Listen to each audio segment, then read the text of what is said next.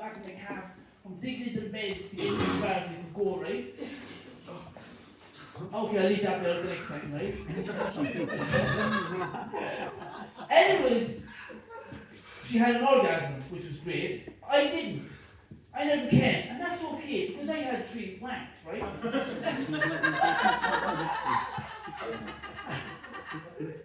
And, you know, she was very direct. She basically let me know, and she said to me, she goes, I fucking swear hand on my heart, she goes, I've got what I wanted off you, you might as well fuck off now. And I was like, you know what? Okay, that's fine. I never can. But I left with a big smile on my face. When I went home, I had another wank. That was my first sexual experience since my girlfriend, 7 years, so it's like, that's a big deal, guys, you know? I got to share that with you. I should put in a few more punchlines the next time, because I know they went on a bit, you know? And yeah, so that's me in a nutshell. I'm going to finish off with one last joke, because you know, it's a joke we're talking about women and talking about love coming out of a relationship where, you know, all that love malarkey, I'm not into it. There used to be, but these days, you know, I think it's all a load of shite. Proper true love is with you and your kid. The rest is all just pain and noise and all that carry on, right? Now, the first time a woman told me she loved me, I was 16 years of age. She said, listen, Alan, there's something I need to tell you. I've been meaning to tell you this for a while, there's alcohol involved. She goes, there's something I need to tell you. She goes, Alan, I love you. I go, all right, yeah. I don't know what to say. She goes, we're going to have to say something. Please say something. I remember I was 16, all I could say to this was, fucking hell, Mum. 16 years I've been waiting for you to tell me you love me. 16 years. There you go. Guys, you've been great. Thanks very much for that.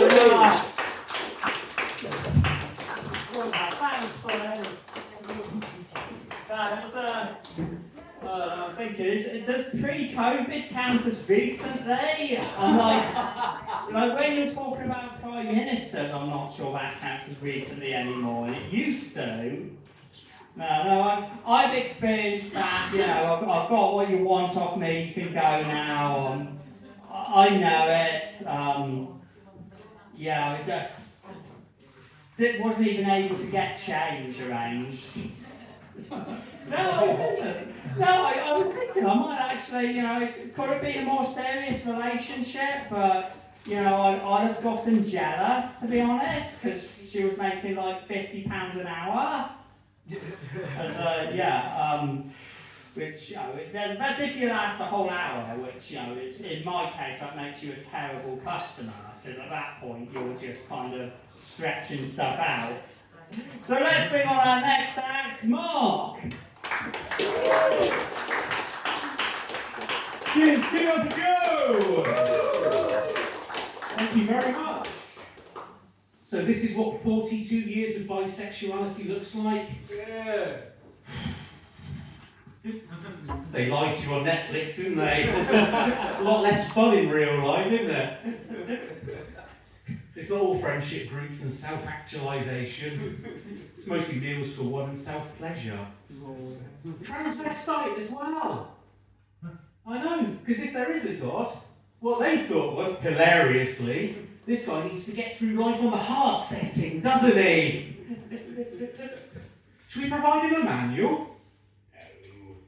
Should we provide him a tutorial? Forget that. So what are you going to provide me with? How about, you'll like this, a shame spiral. That doesn't sound a lot of fun. It won't be. Remember that time in 1993 you called the teacher mum and everyone made fun of you until you cried and went home to your real mum? Yeah. Well, you're going to remember that every Thursday at 2 o'clock in the morning forever. So that's my life.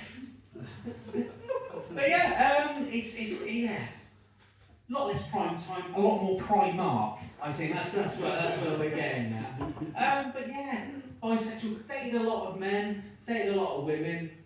Usual question comes up with an audience. You know the question. Mark, which do you prefer? Pizza Express or Nando's? Good, cute, excellent. When I date women, it's Pizza Express, obviously. Classier, nicer establishment. With men, More Nando's. Definitely Nando's. Because I'll be honest with you, if he orders anything less than a medium, I'm in the cabin straight home. Because I like my men like I like my Nando's. Hot, spicy, and doesn't cry through a meal. But yeah, and I don't need to explain the mechanics of bisexuality to you guys. You're a modern audience. Not like, say, Chipping Norton. So, Mark, does that mean that you fancy everyone all of the time? Yes, Keith, it does. I am almost constantly erect. I don't wear skinny jeans because they make my arse look amazing. I wear them because they help subdue my erection. Honestly, you can't help some people. But yeah, I date a lot of women, date a lot of men. I like classy women. I like posher women. I like to kiss a girl that's so posh that I can feel my credit score increasing as we're kissing. And I like to get off with a man who's so rough that I think the next time he's going to call me it'd be for an alibi. Oh. That's what I like. That's where it's at. Because I like rough men because they know what they want. They know what they want, rough men. And as I say, I'm in my 40s now. I'm not ashamed to admit it. I like it when a man messages me to pick him up from the pub, suck his cock, and get the hell out of there. That's what I like. That's the kind of assertive behaviour I want. There is nothing worse than meeting a guy and he fumbles around for 3 hours asking me if this is okay and constantly apologising and constantly needing reassurance. And I'm like, Dave, I've got an Amazon Prime series to watch, so either we're doing this or I'm sticking Reacher on. But there are nice men. There are nice men. There might be some nice men in this room. Any nice men in this room?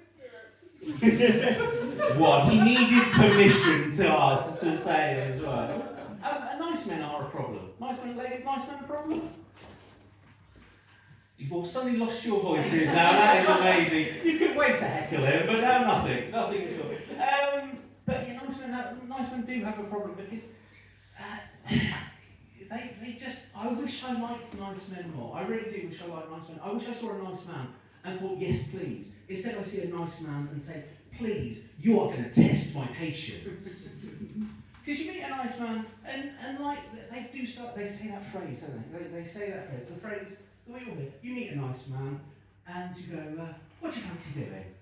And they utter the 3 words that everyone in this room fucking hates: I don't mind. I don't mind.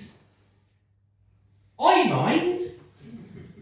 I've driven an hour to get here to be with you. Fucking mind. What the hell am I doing in Nailsworth? You don't even have a Waitrose. I need you to mind.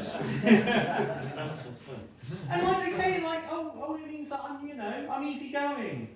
I'm carefree. No, it doesn't. Because to me, you saying you don't mind means that your mum still buys your pants. I need you to be more assertive. That's the thing, though. I do like a man with strong opinions. I absolutely do. I prefer a man with strong opinions because then I can spend the next 6 months undermining them. That's what I like to do. That's why. Isn't it fun just to really undermine a man? Just to take every opinion he's ever had and go, no, I'm going to destroy that. Sorry, what's that, Keith? You think Stonehenge is overpriced and underwhelming? You're right, actually, because what it really needs is a Pret and electric chargers. You fucking moron. Sorry, you think Chapel Roll is just a Madonna rip-off? Okay, well, excuse me while I roll up my sleeves, because shit's about to get real. Because, Keith, by the time this relationship ends, what I want is for you to hate me, yourself, and everything you've ever believed in. And I'm not like that with strong women. I'm not like that with strong women. Strong women, because the thing is, when strong women have opinions, I value them. I value a woman's opinion. I would never do that to a woman. Because I always have this thing in my mind where I think, look, women give birth. How can somebody that gives birth have a bad opinion? And then I remember Liz Truss has 2 kids, and I'm thinking, now that's a bit of risky ground to. And we'll probably end on Liz Truss. Thank you all so much. Hi, Mark. Cheers. Thank you. I never referred to myself as bisexual, but I can jerk off to a guy. It's just it takes a lot of effort.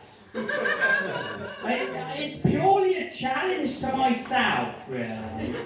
Like, you gotta understand, for me to actually reach that point, I'm going through like 50 tabs. Like, that guy, oh, really do not like that circumcision on you, mate. Does not work at all. Next guy, oh, I kind of like him. He looks a bit like me, and I'm a bit of a narcissist, so that's appealing. But then he's sort of in a submissive position, so that kind of freaks me out a little bit. Like, by the time I've finished, my computer's like a vacuum cleaner from the amount of tabs I've opened. Like, oh god, that took me like an hour and 20 minutes. Way worse than my best time for beating Sonic the Hedgehog. I read this article in the Guardian recently, and some people were sort of, and it was called like, my first time eating pussy as a straight woman. And here's the thing, there was this Katy Perry song, and some like gay groups were upset about it. It was like, I kissed the girl and I liked it, the taste of her cherry chopstick. I'm like, that's not that much effort. Like, I'd kiss anyone in this room if they just drank a mint tea first. On the other hand, you know, like I'm just saying this, like, chatting to you, that's kind of the champagne socialist, like, of being a bisexual experience. But, like, eating pussy, that's genuine effort, like, that's quite a strong taste. So let's bring on our penultimate act of the night, Danny!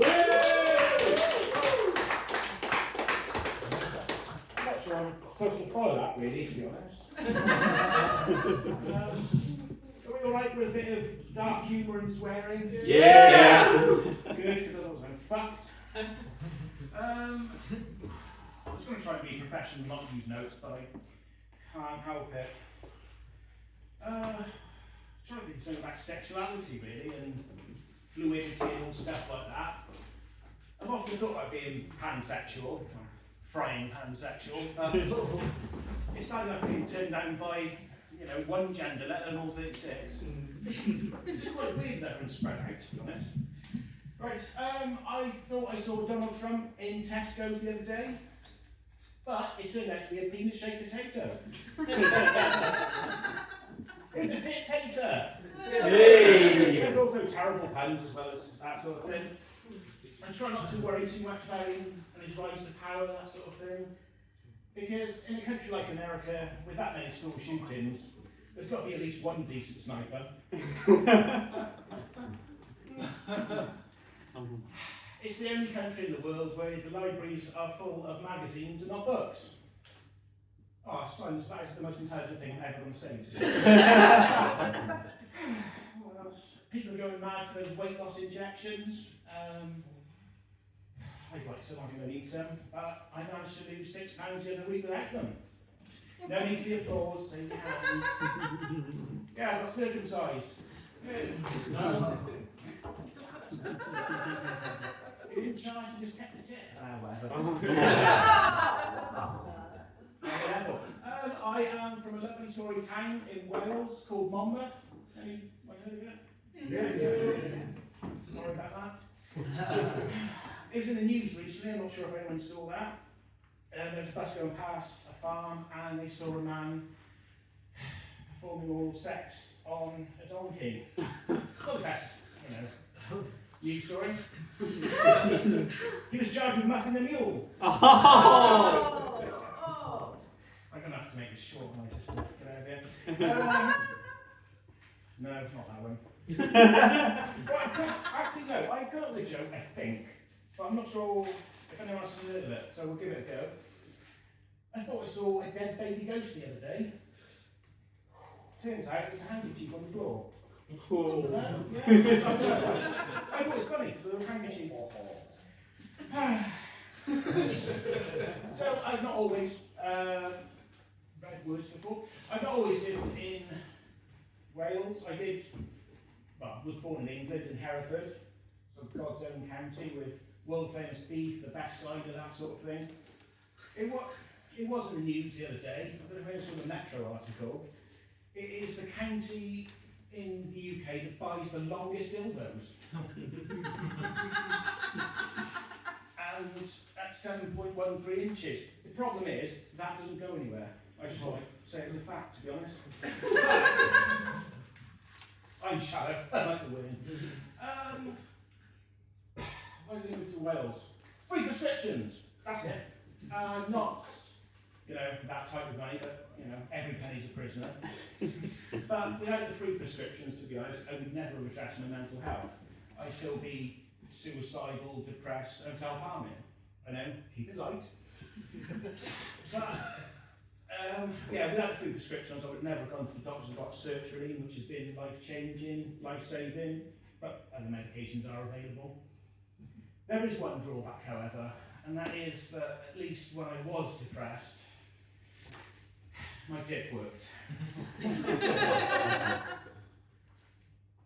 used to be laughing at it, don't worry. It's when you finally find someone with standards so low they're never disappointed.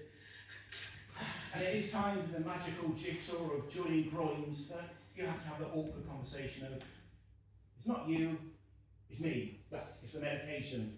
As you sort of try and squeeze around the base, keep the blood in, like the last bit of toothpaste out the tube, run around the house and think, fucking hell, something to make a splint, raiding the kids' art supplies, now too much length.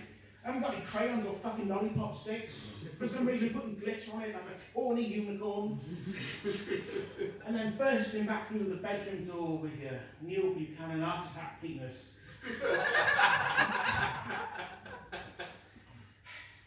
Squirting arcs of BVA jizz. And the moment's gone and she's asleep. But I am single. I didn't know it comes to shock. I like to resort to online dating, which I hate. I'm trying to, get a perfect profile picture, but the only time I'm going to look good is in the dark. My profile is full of lies. I'm 6'4", so they're two different measurements. The fact that I'm home like a porn star, sadly not a male one. And I've never had any complaints in bed. But that is why I lost my job at the local landscapers. No, not for that reason. I'm dating the secretary, it went wrong. I found a way of finding if the girls, women I'm talking to online are too young by mentioning adverts when I was growing up, such as the Cadbury Gorilla or PG Tips Monkeys, even Jaffa Cakes. Full moon, half moon, someone's getting his dinner. Not sure on that one either.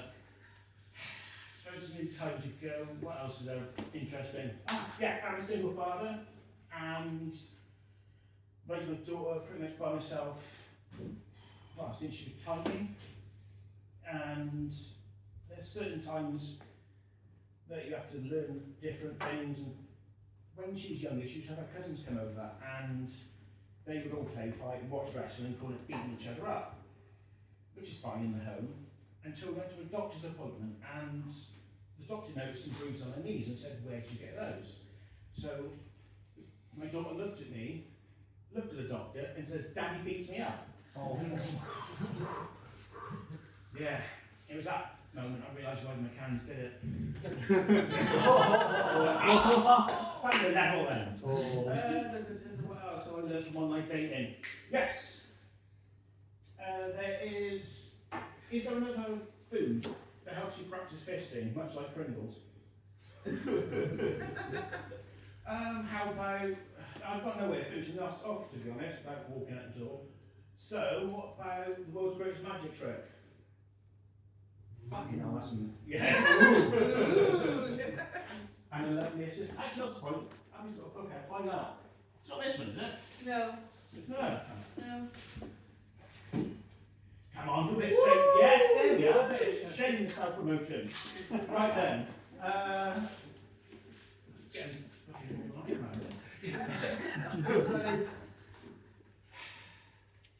Would you kindly name a playing card? Dave. Dave? Yeah. 7 of clubs. Oh, the 7 of clubs, right. In that case, so stop at any points. Stop. Take that card. What is it? 3 of clubs. Well, we're fucking good if it works. Never mind. I didn't realise it. Right, thanks so much, all that. Thanks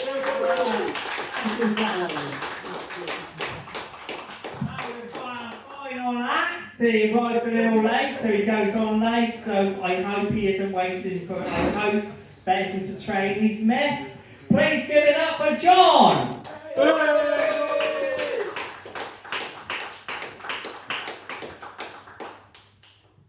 Hello. Hey.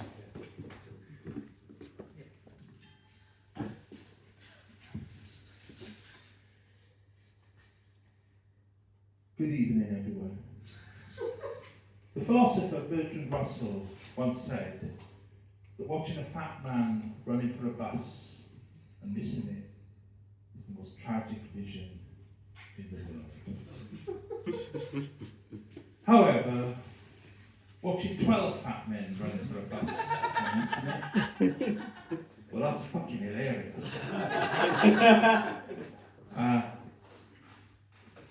What did he say about trains? It's funny you mentioning that because I came by train. Oh. Yeah. Top tip for everyone, if you ever want a double seat on the train.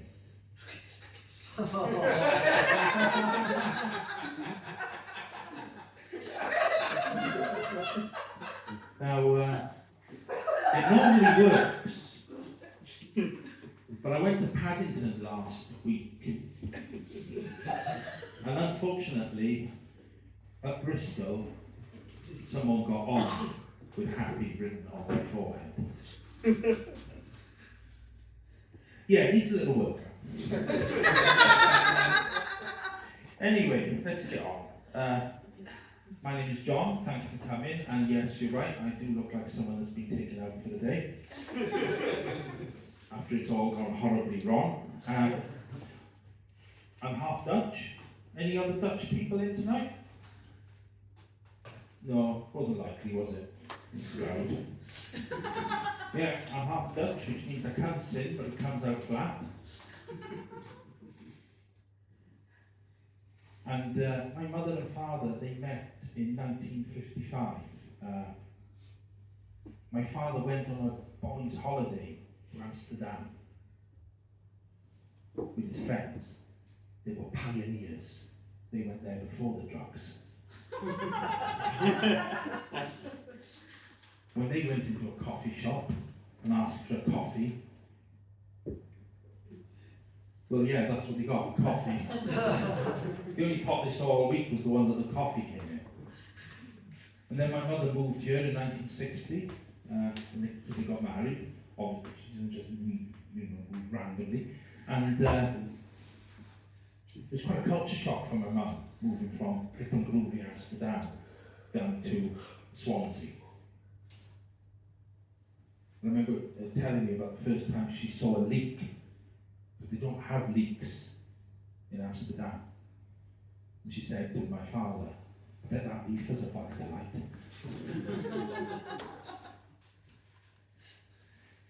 Anyway, when people first meet me, they do tend to think that one of two things, that they should call the police or cross the road. And then call the police.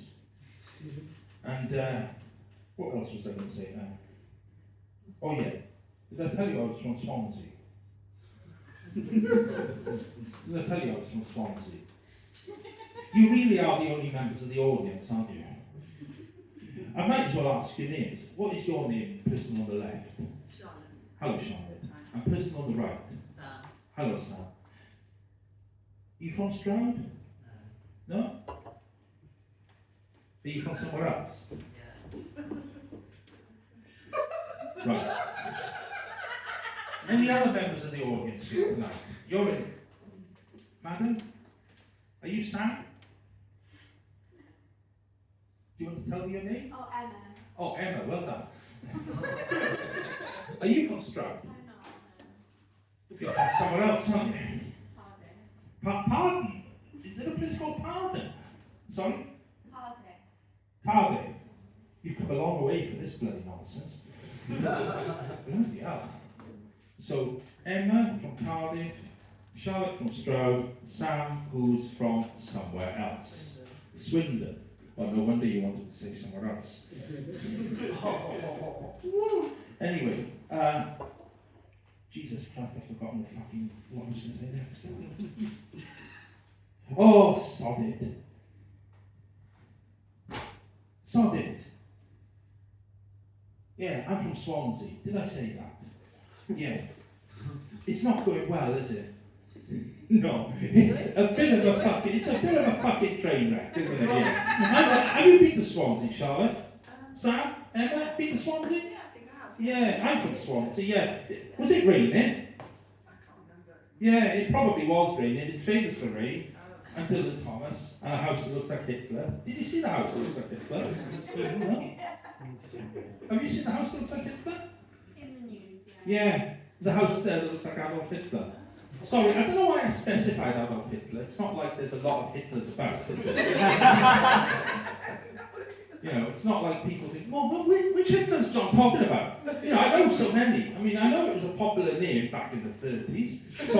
Sort of lost popularity around 1938. Certainly was fucked by 1944.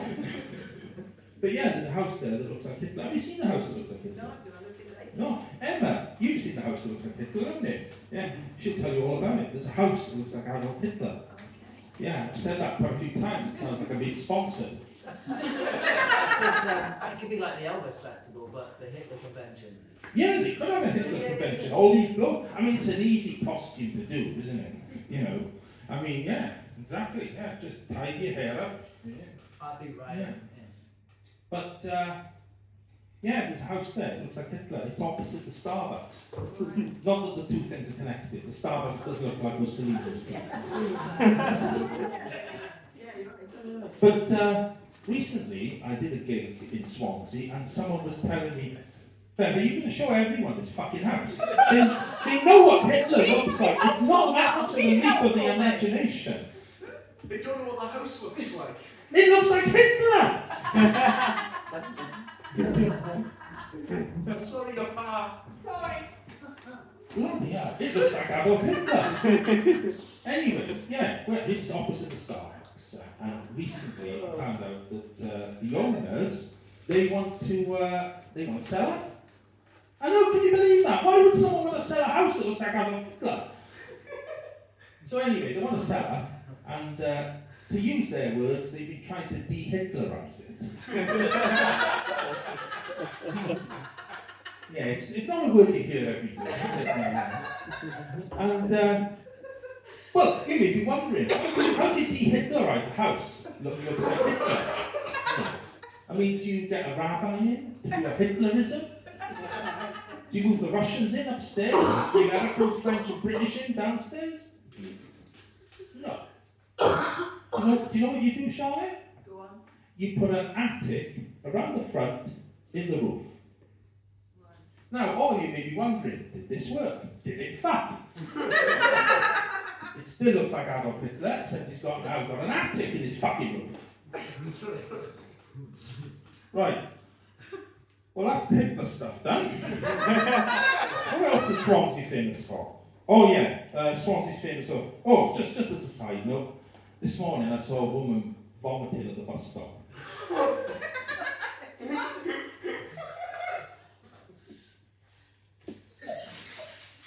Yeah. Well, we have got a really shit bus service, to be fair. It's famous for Dylan Thomas. We all know who Dylan Thomas is? Dylan Thomas? Yeah. Yeah? He would have been 111 this year if he hadn't started celebrating early and died at 39. Yeah. Just as another side note, because you haven't met him, and I'll change his name to Kevin. Oh shit, that's his real name. Bollocks. friend of someone I know, he's gone for a dirty weekend in Lahm.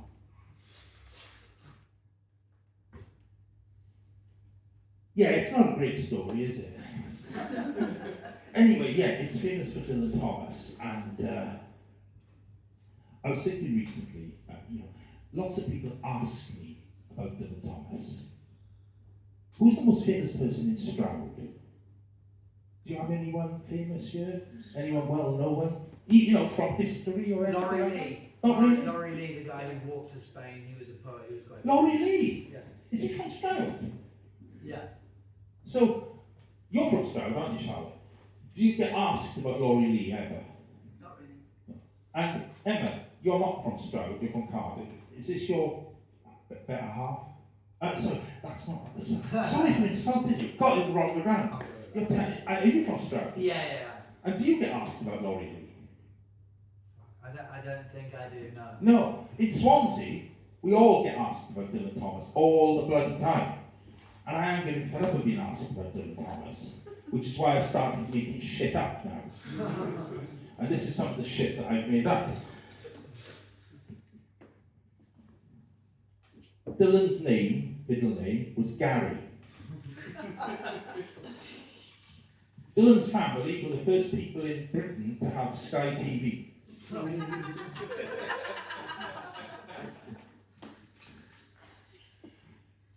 And Dylan Thomas, his favourite snack was Pringles. And he's the secret inventor of the Pringles catchphrase, once you've popped, you can't stop. It was part of a poem that he wrote about going to the late night shop and getting there just too late. We've all done it, haven't we? So, I'm going to end on a poem, if that's okay. Well, good, because there's nothing else. Do not go gentle into that good night. Old age should burn and rage at the closed Sainsbury. Rage, rage as the manager turns out the light. I only wanted more Pringles, because once you've popped, you can't stop. Thank you very much.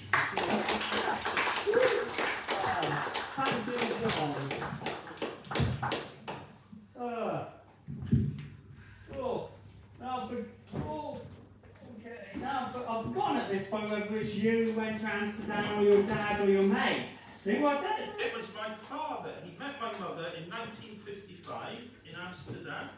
They went there. Well, they went there in 1955. Oh, okay. Did we still walk the cycle lanes back then, do you know?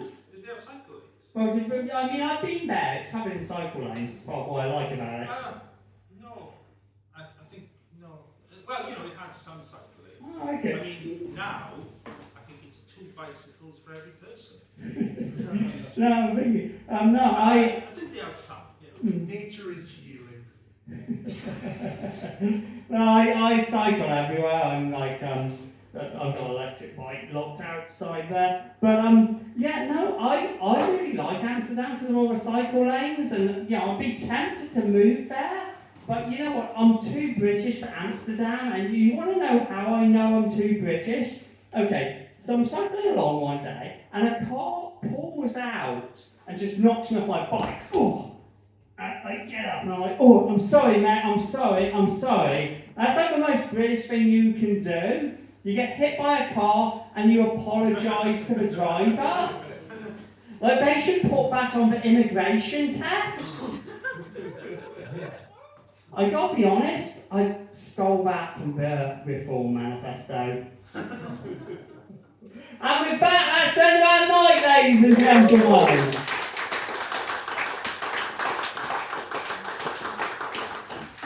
Thanks for actually turned up, thanks to the audience, and we will be back the last Sunday of next month.